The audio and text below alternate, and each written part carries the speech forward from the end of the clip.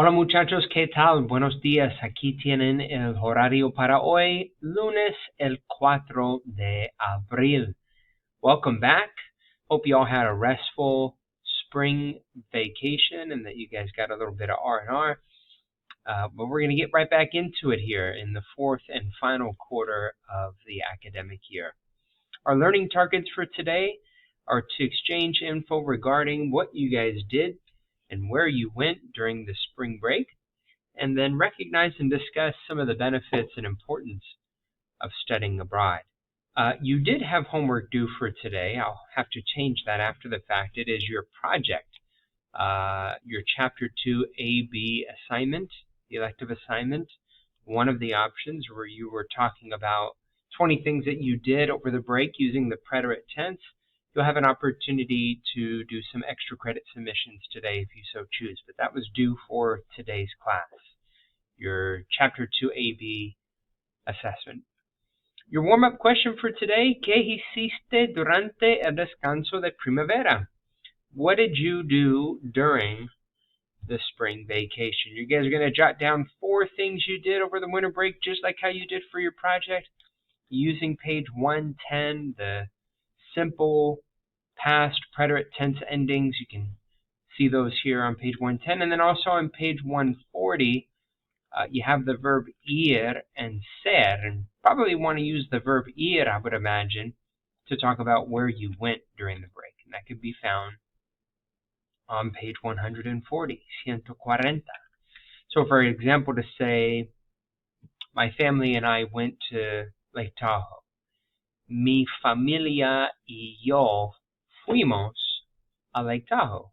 Or yo fui a Los Angeles con mi familia, con mis amigos.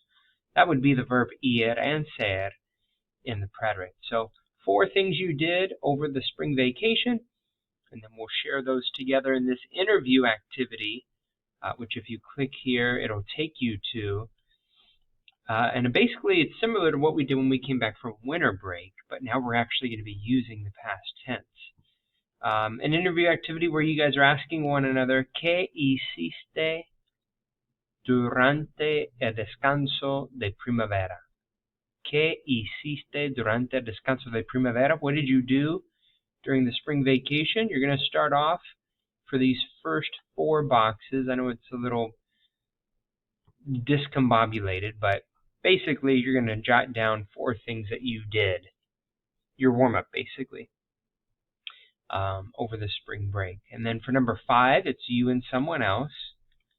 For box 5, write a response both about you and a family member, like the example that I gave you, mi familia y yo fuimos a Lake Tahoe. Any verb in the nosotros form. And then for 6 through 9, 11 through 14, you're writing down the responses of your classmates, right? So if a classmate, of course, they're going to tell you in the yo form what they did.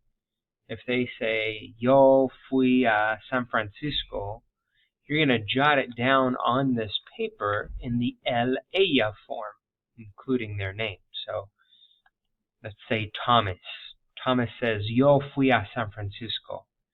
You're going to write in one of those boxes, 6 through 9, 11 through 14, Thomas fue a San Francisco. They're going to tell it to you in the yo form, but your job is to transcribe it into the third person. That's for the verb ir and ser. For a regular verb, you would use your regular endings. Again, articulated on page 110. For 10 and 15, that's in the ellos, ellas form. So you're going to pick what 2 people have in common. Maybe 2 people played video games. So you're going to jot down their names. Sean and Nick jugaron, right? Ellos jugaron videojuegos. So that's for box 10 and 15. You're going to pick 2 people that have something in common based on these other conversations that you had, and you're going to express that verb in the ellos, ellas form to talk about multiple people and what they had in common, what they both did during the spring break. Next, we're going to read an article about we're going to transition to the next learning target, which is to discuss the benefits and importance of studying abroad. Here we are in the fourth quarter. We only got basically 2 more months together before you guys continue on, potentially to level 3. Many of you getting into your junior year might be looking at military service or college or university or trade school. Study abroad, whether you're serving abroad for our country or you're studying abroad or you're doing some sort of an apprenticeship, potentially abroad in another state or maybe another country, there are benefits to doing that, to studying abroad. What are those benefits? And that's what this article will cover. To read that and to identify some of the benefits and advantages of studying abroad. After we read that article, we'll watch, not a TED Talk, but it kind of wants to be a TED Talk. Michelle Obama, former First Lady Michelle Obama, in March of 2014 gave a speech at Peking University in Beijing about the importance of study abroad. So we'll pull a little bit from that conversation as well. And then you will engage in a discussion with your classmates about the importance of study abroad. So this is actually going to be your homework for this evening. After taking a look at that article and the video, identify some of the advantages of studying abroad for your career, for your interest in learning a second language, your interest in traveling. What opportunities and advantages does study abroad present? What school or schools are you thinking of attending after graduation? Check out their websites and check out the Office of International Programs at those colleges and universities. Or again, for military service, what parts of the world are you maybe interested in serving, depending upon the branch of the military and your particular assignment. So what countries or programs do you think you would be interested in and why? And then lastly, a hypothetical, do you think study abroad should be a requirement for graduation from university?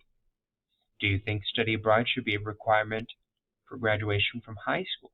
Why or why not? So you can pick any of these prompts, whichever one you prefer, or you can address all of them if you want. And then you're going to write a full paragraph in English discussing your response, maybe anything that stood out in the article or the video as well you can touch on. And then after making your original post, you're going to respond to the posts of at least 3 classmates. Offer agreement or disagreement, encouragement. Maybe someone's they kind of have a real good idea about what opportunities they'd like to pursue for study abroad. So do be sure to get full credit to respond to the posts of at least 3 classmates and make it a discussion. And you guys do a great job of this. And that leads us to the homework for next class. So that discussion activity and then the aforementioned interview activity are to be submitted by the end of today. Welcome back, y'all.